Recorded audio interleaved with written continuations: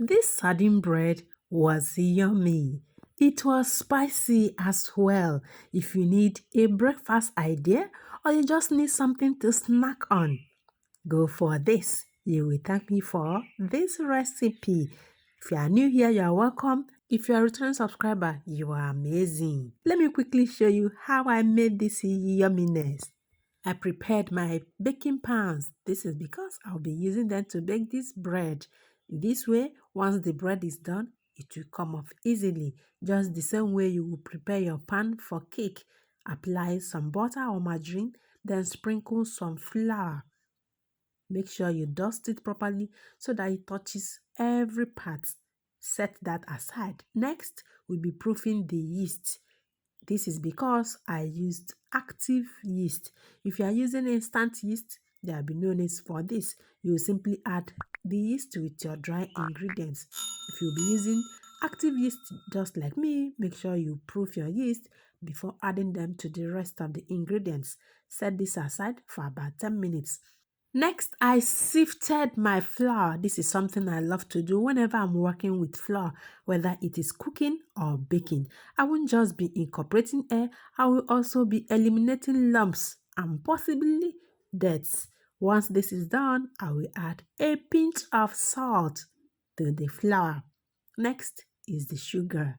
Once this sugar enters into this bowl, stir. Make sure you stir to combine properly. Here are all the dry ingredients. Mix until everything is well combined. Next is the egg. This is medium egg. It should be slightly beaten before adding into the rest of the ingredients. Look at the yeast we proved. If yours is not like this, it means it is not a good one. So in a bowl, this is the egg. Next is the proofed yeast. Make sure the yeast you are using is a good one. Next is milk. In this bowl right now are the wet ingredients except butter or margarine. Mix, mix, mix until everything is well combined. Then gradually add the flour mixture. Stir properly so that everything will be well combined as well. Once all the flour is exhausted, make sure you mix properly.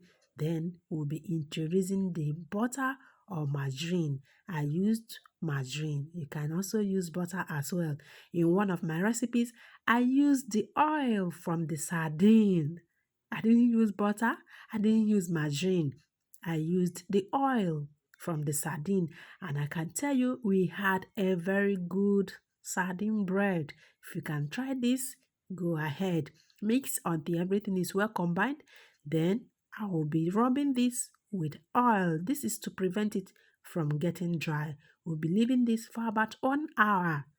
Let's prepare the filling. I was surprised to see 3 sardines. Most times, this could be 2, but I was lucky. Here we have 3. Next is the spiciness. I used pepper.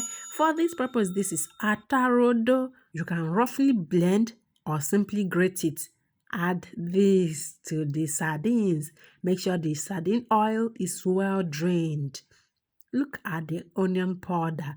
This added a lot of aroma to this recipe. Try this, you will love it. It is now 1 hour later and look at the dough. Can you see what I'm doing? Yours should be the same. This means the yeast was very good.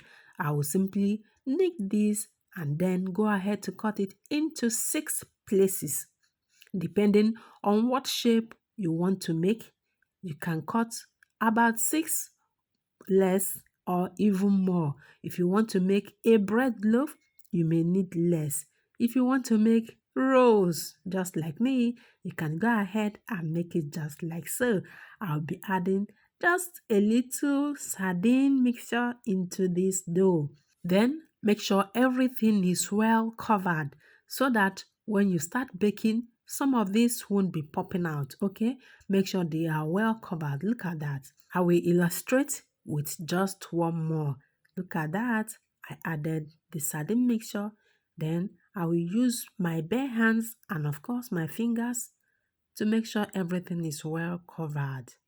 Do it gently so that everything will be perfectly done. If you are not using this shape, you want your bread to be like a loaf or whatever shape you want, make sure everything is well covered as well. I added everything into my baking pan. All other ones we are done off camera to save time. We'll be keeping this in a one place to rise for 1 hour. Next is the egg I used to egg wash. I will simply beat this slightly as well and keep aside. 1 hour later, did you notice any increase in size? This is the way yours should be. I will be egg washing with the egg we just slightly beat. At this time, if you will be using an oven, make sure your oven is preheating. I will be using my stovetop for this. If you'll be using a stovetop just like me, make sure it is preheating as well. Don't allow your cake pan to have direct contact with the pot you are using. Look at what I normally do. I normally add a stainless plate just below the pot, then I will add my baking pan. This way, the pot and the baking pan won't have direct contact. Other things you can add are tiny stones. You can also add salt. Some people add sand, but I found out that all of this will give my bread or even my cake some kind of taste. I don't really like this, so I normally go for this stainless plate. I did it for the second pan again. Cover and allow this to bake for about 20 minutes under low heat. 20 minutes later, I came back again and egg washed. This is egg washing for the second time. Do this and you will thank me for this. Remember, we have egg washed before? Yes, this is the second time. Egg wash, cover and allow this to bake again for the next 15 minutes. And by this time, this bread should be done. Look at that, guys. This was yummy. It was spicy as well. Try this recipe. You will thank me for this. This is a breakfast idea.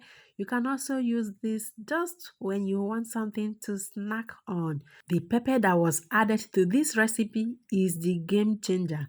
The onion powder was wow. Look at that. This were the second batch. You can enjoy this with some soft drink, with some tea. You can also enjoy this with your zobo drink or even soy milk. If you want recipe on how you can make your zobo drink to retain its nutritional and medicinal value, check the description box below. I've made a video about that. If you want to enjoy this with soy milk without that beany taste, I've made a video as well. Check the description box below. Thanks for watching, guys. I will see you in my next one. When you try this recipe, let me know what you feel about this. Do you love the pepper? Do you love the onion powder? I will love to know. Bye.